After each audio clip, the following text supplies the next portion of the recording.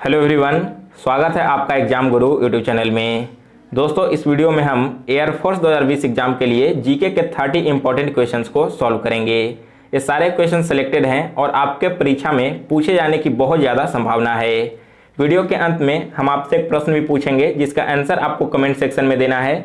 सो आप वीडियो को लास्ट तक देखिए और अगर आप इन प्रश्नों का पीडीएफ डाउनलोड करना चाहते हैं तो पीडीएफ आप हमारे टेलीग्राम ग्रुप से डाउनलोड कर लेना। टेलीग्राम ग्रुप का लिंक मैंने नीचे डिस्क्रिप्शन बॉक्स में दे दिया है। वीडियो स्टार्ट करने से पहले दोस्तों, एयरफोर्स 2020 एग्जाम के लिए वाई ग्रुप का 5 मॉक टेस्ट तैयार किया गया है। इस मॉक टेस्ट में दिए गए सारे क्वेश्चंस एग्जाम के पैटर्न के अकॉर्डिंग हैं और बिल्कुल ऐसे ही प्रश्न आपसे परीक्षा में भी पूछे जाएंगे। तो आप इस वीडियो को देखने के बाद इस मॉक टेस्ट को जरूर परचेज करें। इसे डाउनलोड करने का लिंक मैंने नीचे डिस्क्रिप्शन बॉक्स में दे दिया है। चलिए आज का जीके का वीडियो स्टार्ट करते हैं। फर्स्ट क्वेश्चन है, कोई विदेशी व्यक्ति कितने वर्ष तक भारत में रहने के बाद वह भारत की नागरिकता के लिए आवेदन कर सकता है? तो दोस्तों, सबसे पहले आप खुद से इस क्वेश्चन को सॉल्व करने की कोशिश कीजिए और देखिए, कोई भी विदेशी व्यक्ति अगर भारत में लगातार 10 वर्ष तक रहता है तब उसे भारत की नागरिकता मिल सकती है, यानी कि ऑप्शन डी करेक्ट आंसर है। और दोस्तों, यह टाइम पीरियड पहले 5 वर्षों का था जिसे आगे बढ़ाकर 10 वर्ष कर दिया गया है। इसके अलावा दोस्तों, भारत की नागरिकता के संबंधित बहुत सारे और इम्पोर्टेंट क्वेश्चंस बनते हैं, तो उसे हम यहाँ पर देखते हैं। सबसे पहला प्रश्न आपसे पूछा जाता है कि नागरिकता के संबंध में हमारे संविधान में किस भाग और किस आर्टिकल में वर्णन किया गया है? तो हमारे संविधान के पार्ट 2 यानी कि भाग 2 में आर्टिकल 5 से 11 के बीच में नागरिकता के संबंधित प्रावधान दिए गए हैं। इसके अलावा एक बहुत इंपॉर्टेंट क्वेश्चन बनता है कि अगर कोई भारतीय किसी दूसरे देश की नागरिकता प्राप्त कर लेता है तो ऐसे कंडीशन में भारत की नागरिकता स्वतः ही समाप्त हो जाती है। यह किस आर्टिकल में बताया गया है? तो यह बताया गया है आर्टिकल 9 में। तो जितने भी फैक्ट्स मैंने आपको भारत की नागरिकता के बारे में भी बताया वो सारे बहुत महत्वपूर्ण हैं, आप लोग याद रखिए। सेकंड क्वेश्चन देखते हैं। अगला प्रश्न है, पंचायती राज निम्न में से क्या प्रदान करता है? तो पंचायती राज प्रदान करता है स्थानीय स्तर पर लोकतांत्रिक प्रशासन को, यानी कि ऑप्शन सी करेक्ट आंसर है। और दोस्तों, पंचायती राज का गठन कब हुआ था? इसका गठन किया गया था 2 अक्टूबर 1959 को पंडित जवाहरलाल नेहरू के द्वारा। नेक्स्ट है क्वेश्चन नंबर 3, लोकसभा का कार्यकाल पूरा होने से पहले किसके द्वारा भंग किया जा सकता है? तो लोकसभा का जो कार्यकाल है उसे पूरा होने से पहले भंग किया जा सकता है प्रधानमंत्री की सिफारिश पर राष्ट्रपति के द्वारा, यानी कि ऑप्शन डी करेक्ट आंसर है। और दोस्तों, लोकसभा का कार्यकाल कितने वर्षों का होता है? तो यह टोटल होता है 5 वर्षों का। इसके अलावा एक प्रश्न पूछा जाता है कि लोकसभा का स्ट्रेंथ कितना है, यानी कि यहाँ पर कितने मेंबर्स रह सकते हैं? तो लोकसभा का स्ट्रेंथ टोटल है 552, जिसमें से 530 भारत के राज्यों से चुनकर आते हैं, 20 यूनियन टेरिटरी से आते हैं और 2 एंग्लो इंडियंस होते हैं जिसकी नियुक्ति भारत के राष्ट्रपति के द्वारा की जाती है। अगला प्रश्न है 4 नंबर, 2020 के पुलित्जर पुरस्कार से निम्न में से किसे सम्मानित किया गया है? तो दोस्तों, 2020 में पुलित्जर पुरस्कार दिया गया है दार यासीन को, मुख्तार खान को और चन्नी आनंद को, यानी कि ऑप्शन डी करेक्ट आंसर है उपरोक्त में से सभी। दोस्तों, पुलित्जर पुरस्कार की शुरुआत 1917 में जोसेफ पुलित्जर के नाम पर किया गया था और यह पुरस्कार जर्नलिज्म के क्षेत्र में दिया जाता है, जिसका आयोजन प्रत्येक वर्ष यूएसए में किया जाता है। अगला क्वेश्चन है 5 नंबर, दिल्ली में विधानसभा का गठन निम्न में से किस संशोधन के द्वारा हुआ था? तो दिल्ली का विधानसभा गठित हुआ था 70वें संविधान संशोधन के द्वारा और यह संशोधन 1992 में किया गया था। नेक्स्ट क्वेश्चन नंबर 6, निम्न में से कौन सा देश आर्कटिक जलवायु और पर्यावरण निगरानी के लिए अपना पहला सैटेलाइट लॉन्च करेगा? तो यह पहला सैटेलाइट लॉन्च किया जाएगा रूस के द्वारा और इसे लॉन्च करने की योजना 2020 के अंत तक रखी गई है। और दोस्तों, अभी वर्तमान में रूस के राष्ट्रपति का नाम क्या है? तो यहाँ के रूस के राष्ट्रपति का नाम है व्लादिमीर पुतिन। नेक्स्ट है क्वेश्चन नंबर 7, भारत के प्रधानमंत्री के विषय में निम्नलिखित में से कौन सा कथन सही है? तो ऑप्शन डी करेक्ट आंसर है। प्रधानमंत्री मंत्रिपरिषद का वास्तविक नेता होता है। इसके अलावा प्रधानमंत्री से संबंधित कुछ इंपॉर्टेंट फैक्ट्स बनते हैं, उसे आप यहाँ पर जान लीजिए। तो पहला फैक्ट है कि प्रधानमंत्री की नियुक्ति किसके द्वारा की जाती है? यह नियुक्ति होता है प्रेसिडेंट के द्वारा, और यह वर्णित किया गया आर्टिकल 75 में कि भारत के राष्ट्रपति के द्वारा प्रधानमंत्री की नियुक्ति की जाएगी। इसके अलावा प्रधानमंत्री को शपथ ग्रहण भी राष्ट्रपति के द्वारा ही करवाया जाता है। और एक इम्पॉर्टेंट क्वेश्चन और एग्जाम में पूछा जाता है कि पहले नॉन कांग्रेसी प्रधानमंत्री कौन बने थे? तो इनका नाम था दोस्तों मोरारजी देसाई। यह नाम आप लोग याद रखिए। अगला क्वेश्चन है 8 नंबर, लोक आयुक्त की नियुक्ति करने वाला देश का पहला राज्य निम्न में से कौन सा है? तो लोक आयुक्त की नियुक्ति यह की गई है अभी हाल ही में महाराष्ट्र राज्य के द्वारा। नेक्स्ट है क्वेश्चन नंबर 9, वर्तमान में किस राज्य ने मुख्यमंत्री शहरी रोजगार गारंटी योजना की शुरुआत की है? शहरी रोजगार गारंटी योजना यह शुरू किया गया है दोस्तों हिमाचल प्रदेश के द्वारा, यानी कि ऑप्शन सी करेक्ट आंसर है। और इस योजना के तहत शहर में रहने वाले लोगों को लगातार 120 दिन तक रोजगार देने का निश्चय लिया गया है। और दोस्तों अभी वर्तमान में हिमाचल प्रदेश के मुख्यमंत्री का नाम क्या है?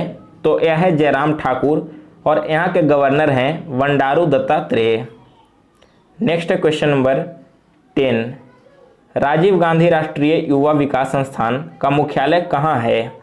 इसका मुख्यालय स्थित है दोस्तों श्री पेराम्बदूर में, जो कि तमिलनाडु राज्य में है।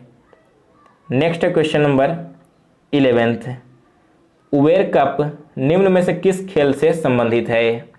उबेर कप संबंधित है दोस्तों बैडमिंटन से, यानी कि ऑप्शन ए करेक्ट आंसर है। और दोस्तों क्रिकेट का एक इम्पॉर्टेंट कप है जिसे बोला जाता है ईरानी ट्रॉफी, जबकि फुटबॉल का संतोष ट्रॉफी और वॉलीबॉल का है पूर्णिमा ट्रॉफी। तो इन सभी के नाम भी आपसे एग्जाम में पूछे आ सकते हैं, इसलिए आप लोग याद रखिए। नेक्स्ट है क्वेश्चन नंबर 12, वर्तमान में आरबीआई ने किस बैंक का लाइसेंस रद्द कर दिया है? तो आरबीआई ने अभी हाल ही में लाइसेंस रद्द किया है सीकेपी बैंक का, यानी कि कोऑपरेटिव बैंक लिमिटेड का, और यह बैंक स्थित है मुंबई में। दोस्तों अभी वर्तमान में आरबीआई के गवर्नर कौन हैं? तो यहाँ के गवर्नर हैं शक्तिकांत दास, और वे 25वें गवर्नर हैं। नेक्स्ट है क्वेश्चन नंबर 13, गंगा नदी प्रणाली की सहायक नदियों में उत्तर की ओर बहने वाली नदी कौन सी है? तो देखिए गंगा नदी की जो सहायक नदी है इसमें उत्तर की ओर बढ़ने वाली नदी का नाम है चंबल नदी। So option C correct answer है। और देखिए आपसे गंगा नदी की लंबाई पूछी जा सकती है, तो गंगा नदी की लंबाई है 2525 किलोमीटर, और यह अंत में जाकर बंगाल की खाड़ी में मिल जाती है। जबकि देखिए कोसी एक गंगा की ही सहायक नदी है, इसकी लंबाई टोटल 730 किलोमीटर है, और यह अंतिम में जाकर गंगा में मिल जाती है। नेक्स्ट है क्वेश्चन नंबर 14, अनुसूचित श्रेणी की घोषणा भारतीय संविधान के किस अनुसूची के अंतर्गत किया गया है? देखिए अनुसूचित क्षेत्र की घोषणा की जाती है भारतीय संविधान के आर्टिकल 5 के अनुसार, यानी कि ऑप्शन सी करेक्ट आंसर है। और देखिए फर्स्ट ऑप्शन है आर्टिकल 2।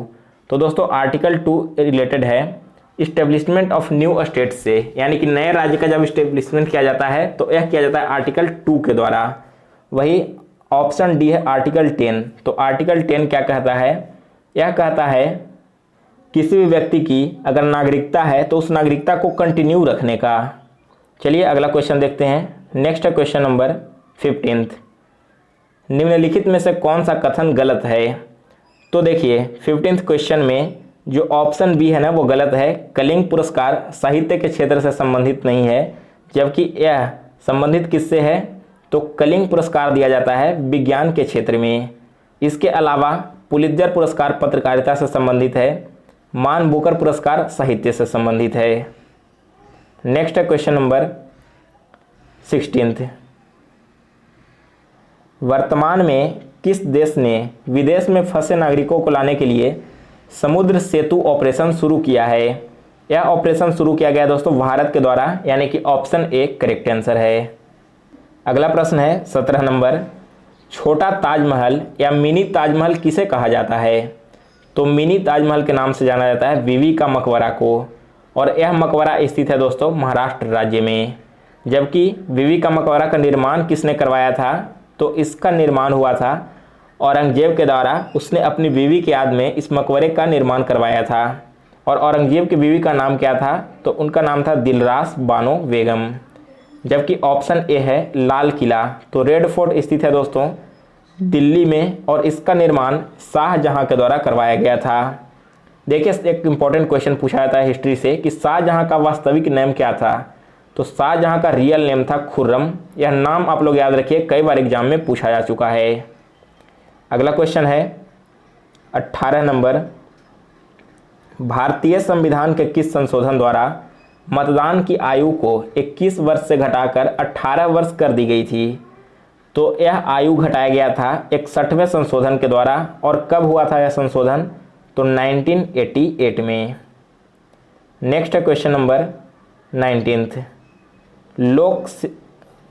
लोक लेखा समिति अपनी रिपोर्ट किसे प्रस्तुत करती है। यह अपनी रिपोर्ट प्रस्तुत करती है नियंत्रक एवं महालेखक परीक्षक को। नेक्स्ट है क्वेश्चन नंबर 20, भारत में देश का पहला दिया सलाई बनाने का कारखाना किस स्थान पर स्थापित किया गया था। यह कारखाना स्थापित किया गया था दोस्तों अहमदाबाद में। और कब किया गया था, तो 1921 में। नेक्स्ट है क्वेश्चन नंबर 21, भारत का राष्ट्रीय गान जन गण मन पहली बार किस अवसर पर गाया गया था।